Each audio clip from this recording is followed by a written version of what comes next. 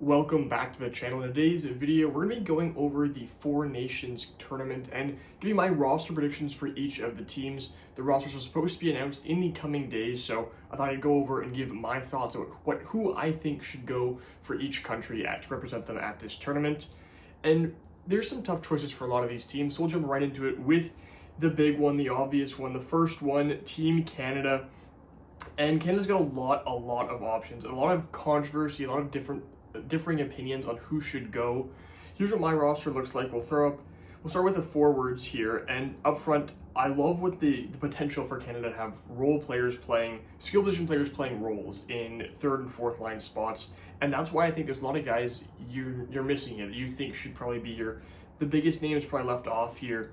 Connor Bedard's been a big talk around this team, but unfortunately, I just don't think he has a role right now, and he hasn't been playing that well. Simply put, this has just not been his best season. I love Connor Bedard, and I think he'll be a member of, he could probably make a run for the Olympic team, but he's just had a bit of a down year, a bit of a sophomore slump.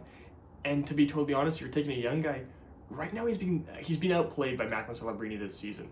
However, I don't think either of them really have a spot on this team because this top six is loaded, and there's not really a need to bring one of them because there's other guys that can do what they do better. So this first line here, Sam Reinhart with Connor McDavid and Mitch Marner. A lot of people are also looking at Zach Hyman.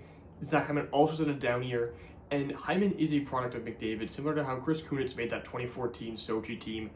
But the difference right now is, one, Hyman isn't playing well, and two, I think McDavid can make anyone do that. So why would you give him a guy like Zach Hyman, who, yes, can work in from that and play that role and be that guy for McDavid to feed, when you can give him a real natural goal scorer who's playing at such an elite level last season and this season in Sam Reinhart.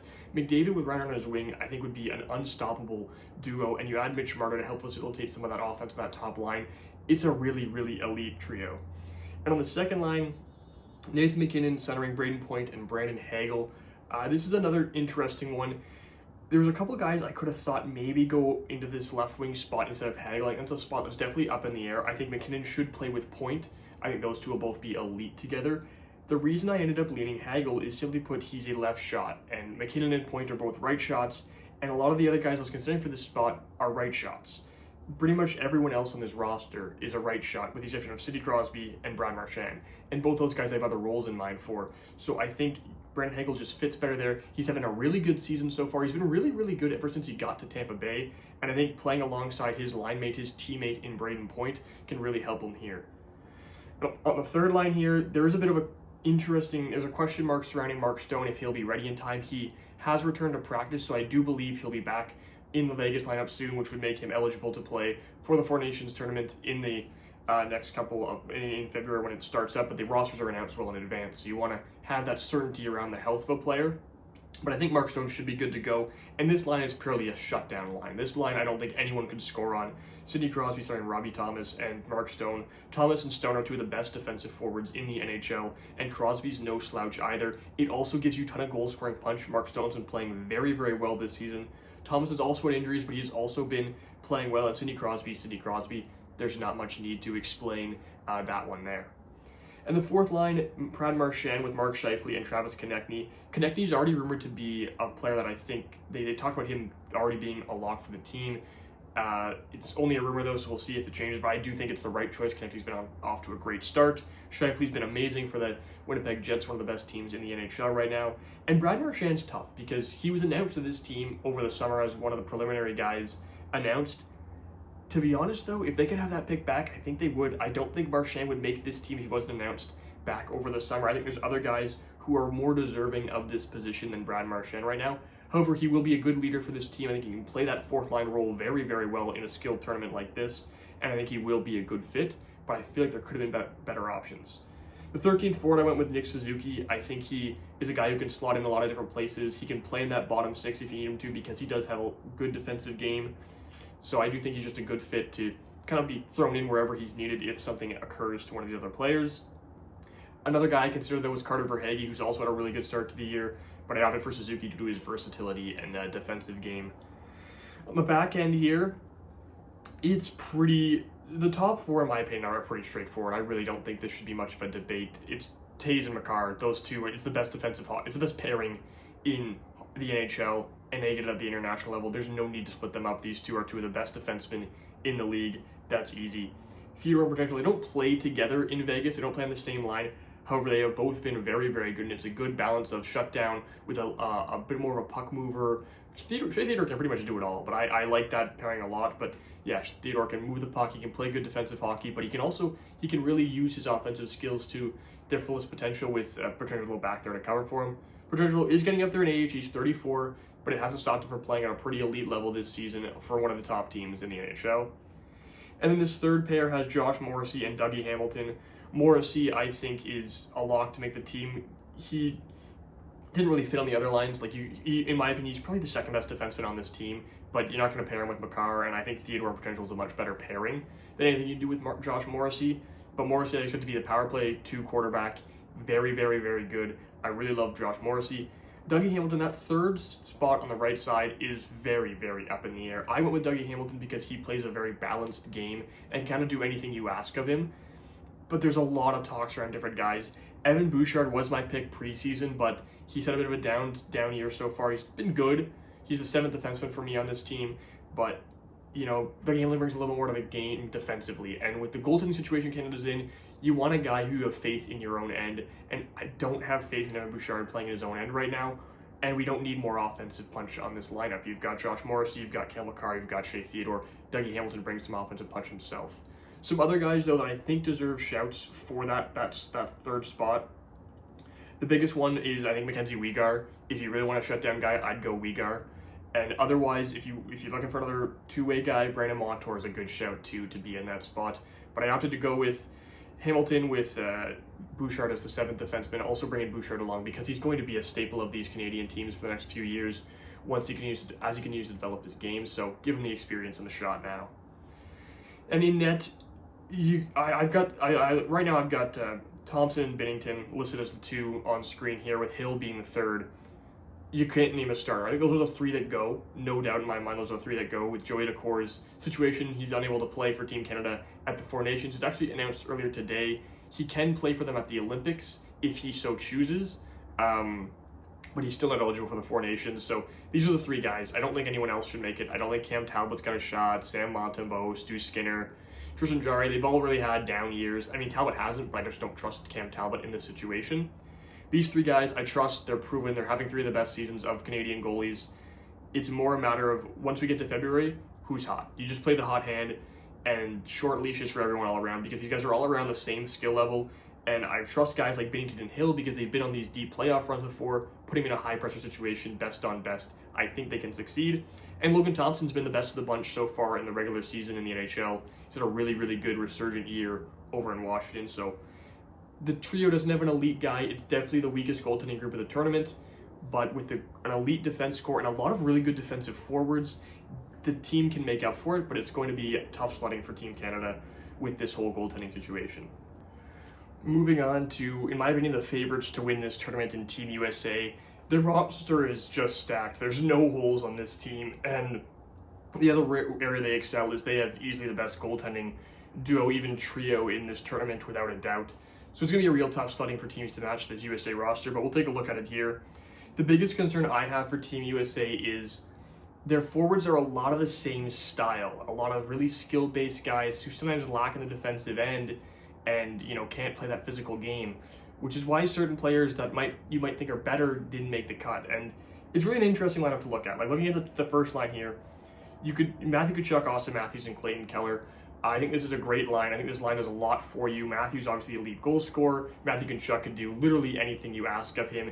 And Clayton Keller's got some good playmaking abilities, and he's also got experience playing with Matthews back in Arizona. They've got good chemistry there. I think it's a real good trio up front. That first line, I've got no concerns about that at all. On the second line, Kyle Connor, Jack Eichel, Jack Hughes. Hughes hasn't had an unreal season, but he's still a super skilled forward, and I don't think he fits in the bottom 6. This isn't a typical bottom 6 role in these tournaments, but you still want your bottom 6 guys to have some of that two-way game, some of that physicality, and Jack Hughes doesn't quite bring that. However, he's a great fit on the second line, and Kyle Connor's off on a tear right now in the NHL. Been one of the best forwards in the league, one of the most underrated guys in the league, and he would be elite there next to Jack Eichel in a shooting, finishing role. On this third line is the line I'm the most concerned about. Jake Guentzel, I think I love in this spot. I think he's been amazing as a replacement for Steven Stamkos over in Tampa. You got Dylan Larkin and Alex DeBrincat. And the issue is simply I was trying to find a spot for DeBrincat because he is a talented player and he should go, and there was no other replacement for him that could play a more physical role. Some of the other guys you're looking at, Matt Boldy has a shot, Jason Robertson has had a down year. He would be a lock for this team most years, but he's really been disappointing this year, and Brock Best is another guy. But none of those guys really bring anything else to the table in their own end. They're a little bit better than DeBrincat, but it's not worth the trade-off for DeBrincat's skill and his chemistry with Dylan Larkin. So I would just go for him. He's undersized. It might not work for Team USA, but he will if you're 13th forward. I went with Matt Boldy as my 13th forward due to the fact that he's playing better than Robertson at the moment. But yeah, if it's not working for DeBrincat, you can swap him out if need be. But that line's interesting. It doesn't have a lot of physicality. It doesn't have a lot of grit to it. So we'll see if it works out. You can shake things up, but those are the three players I'd want in that spot on this roster. Then over to the fourth line, which has a lot more physicality in Brady Tkachuk, JT Miller, and Tage Thompson. JT Miller is a bit of a question mark. He's up in the air if he'll be able to play at this tournament because he's got the personal issues going on right now. I'm sure it's something the Team USA general managers have spoken to him about to see what's going on, to see if he's a thought for this team or not, or if he will be back ready to play hockey at that point. So that's still just up in the air. If Miller isn't able to go, you'd probably I'd jump Tage Thompson over to the middle, and I'd put Matt Boldy over on the right side there to fill in on that fourth line with Jason Robertson then becoming the 13th forward. But if not, I love this line as a fourth line.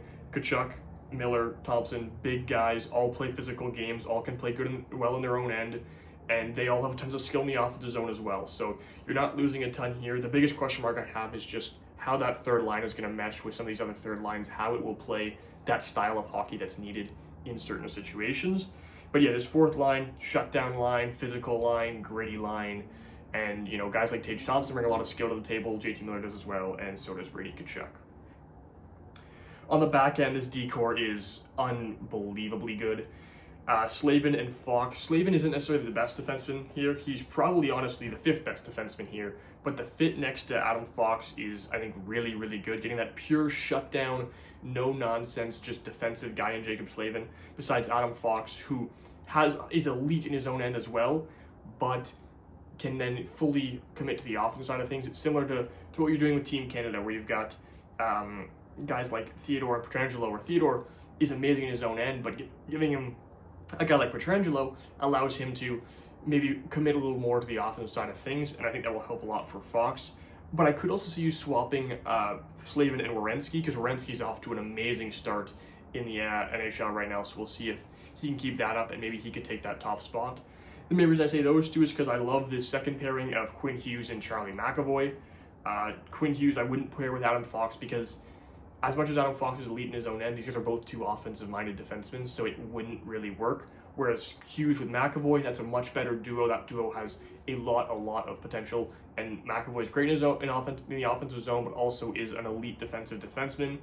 And you can't put McAvoy on the top line because he's a right shot along with Adam Fox. Then this third pair, that sixth spot, I think Werenski's a lock at this point to get that fifth spot. I'll have to go for Brock Faber on the right side there alongside him. Faber's had a bit of a sophomore slump. There's no doubt about that. But there's not a whole lot of other right shot options for Team USA. The other guy, the seventh defenseman I went with, was Jake Sanderson. He's a left shot. And besides that, like Alex Vlasic's a guy I looked at. John Carlson's a guy I looked at.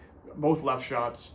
And that's really where you're stuck if you're Team USA, is there's not a lot of right shots available to play on that. John Carlson is a right shot, but I think Brock Faber fits better. But yeah, I think there's a lot of the guys you're looking at, Noah Hannifin's off to a great start. Some of those guys are all left shots as opposed to the right shots you're opposed to. Yeah, Alex Vlasic, left shot. So yeah, giving the right shot, I think it's also good to give Brock Faber this shot. He's not producing offensively, but he's still an elite defensive defenseman in his own end, and I think giving him this opportunity, he's going to be a staple of this decor, similar to Evan Bouchard, where it's like, just give him the shot, let him prove himself, and maybe you bring a right shot seventh D-man, maybe you bring John Carlson as the seventh guy as opposed to Jake Sanderson to be that buffer just in case Faber doesn't work out. but I'd opt to bring Faber. I think he's a really good defenseman. And the other thing that Team USA has that other teams don't, the D-Corps can afford some lapses because this goaltending trio is unreal, and there's no need to really explain it. Hellebuck will start, Ottinger's the backup, and Swayman's the third guy. That's just unbelievable. You have 3 Vezina caliber goalies on this team. The only country in the world that can match this level of goaltending is Russia, and they're not in this tournament. And even then, I'd be tough to take any goalie over Carter Hellebuck right now. I think he's undisputedly the best goalie in the league. And it doesn't matter who's backing him up or who's playing in front of him. He's just unreal.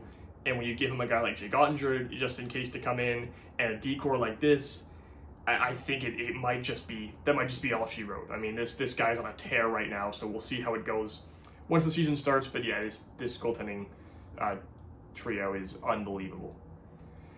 Over to Team Sweden, I think they're a dark horse. They're my third team. I think they could go on a run. Sweden is always dangerous in these types of tournaments. They're always under the radar, and they always give the big 3 a run for their money in Canada, US, and Russia. They always have.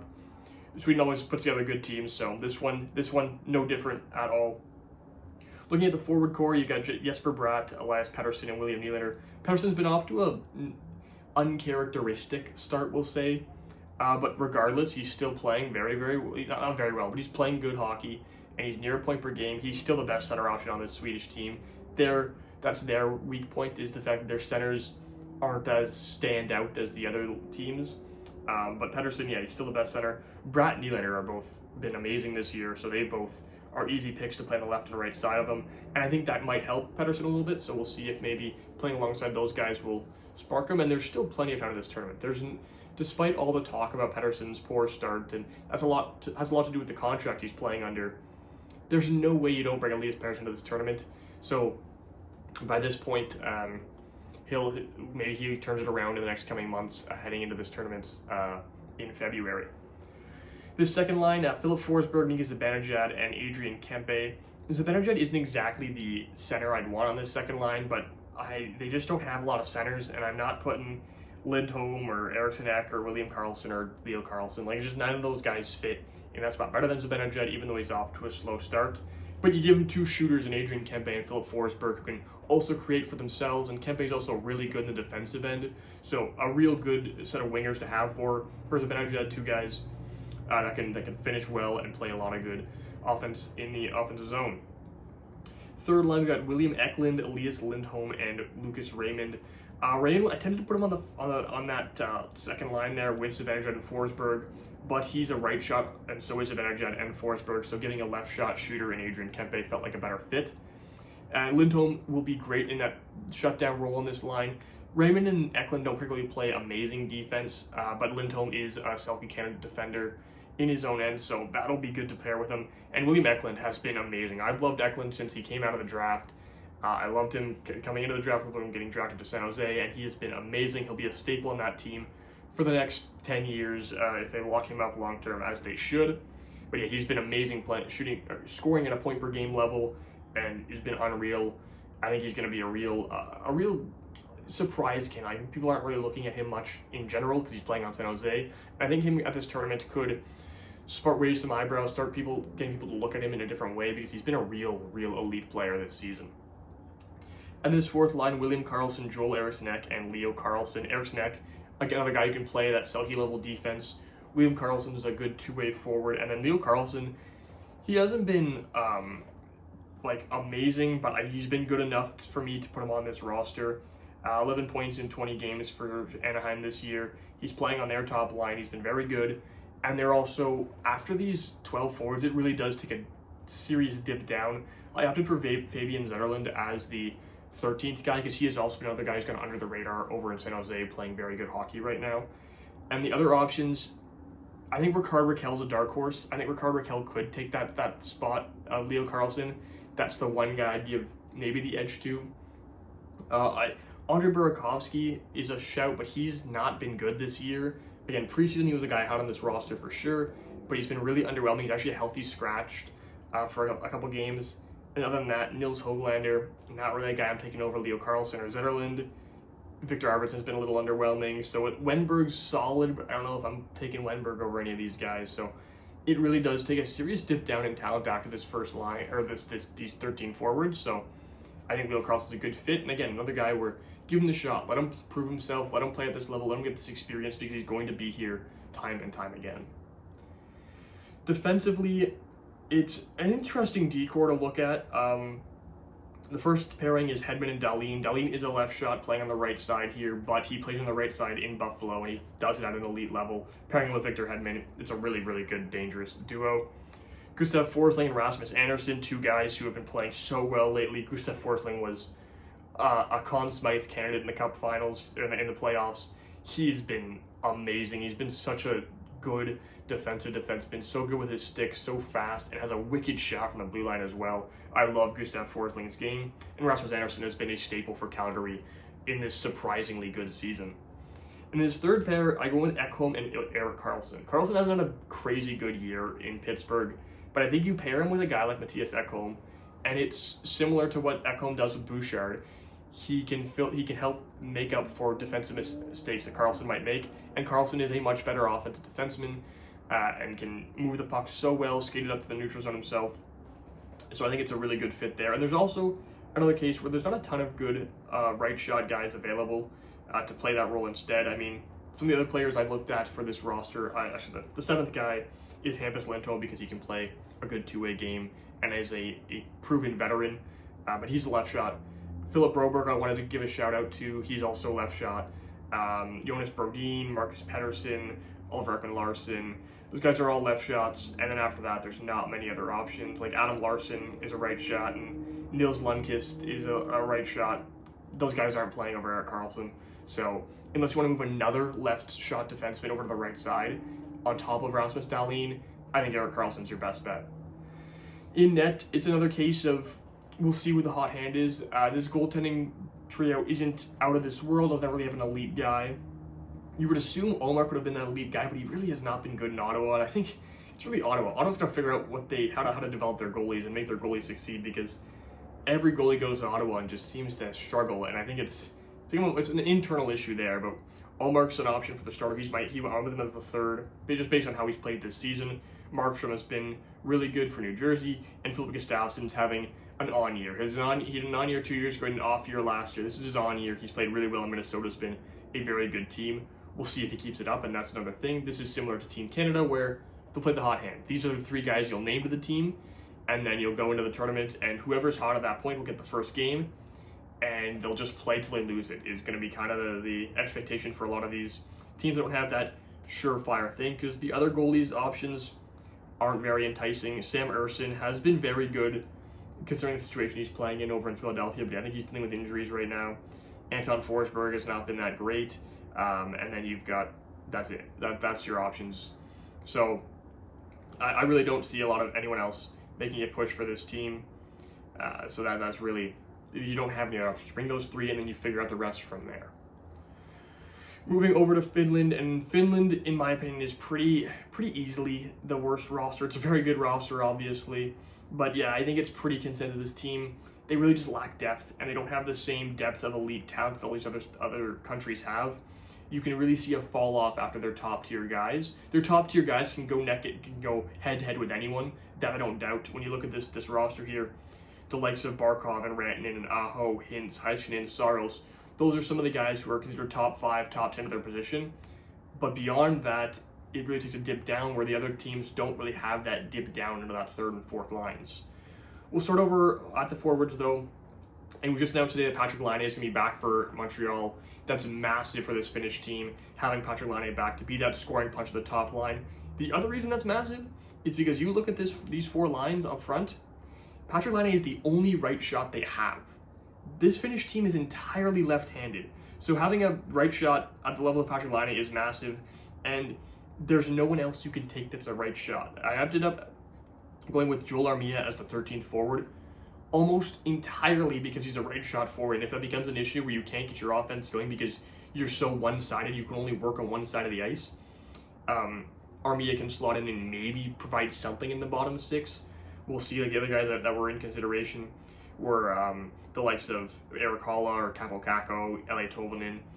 Those guys aren't really like moving you anyways, so I opted to just go for the right shot. But like, yeah, Tolvanen left shot, Haula left shot, Kakko left shot, there really is no, like, Kasperi Kapanen's a right shot, but this team was announced a week before the tournament and Kapanen had found a clicked with Edmonton, maybe, but it's too early to tell that. You're not going to grab Kasperi Kapanen just off the hope he clicks with Edmonton in the next 2 months and then he can just be good for your team. But yeah, there's no right shots. Like, that's the issue this team has. Like, maybe they take a swing on Jesse Puljujarvi, but I don't see why. He's not talented enough. So that's going to be the biggest concern for this Finnish team. But that's why having Laine back is absolutely massive for the success of this team. And I think this top line is amazing. Laine can hopefully find his scoring touch playing alongside Barkov and Rantanen. And Rantanen's got a scoring touch too. I don't think he'll have an issue. That he'll have an issue scoring. You can bump Laine down if you have to. And I originally had Barkov on the second line and Aho centering the top line. But really, you want this line matched up with anyone else, with all the top lines. You want Barkov on McDavid. You want Barkov on Matthews. You want Barkov on Pettersson. You want that's where you want Barkov. So having him on that top line gives you that flexibility.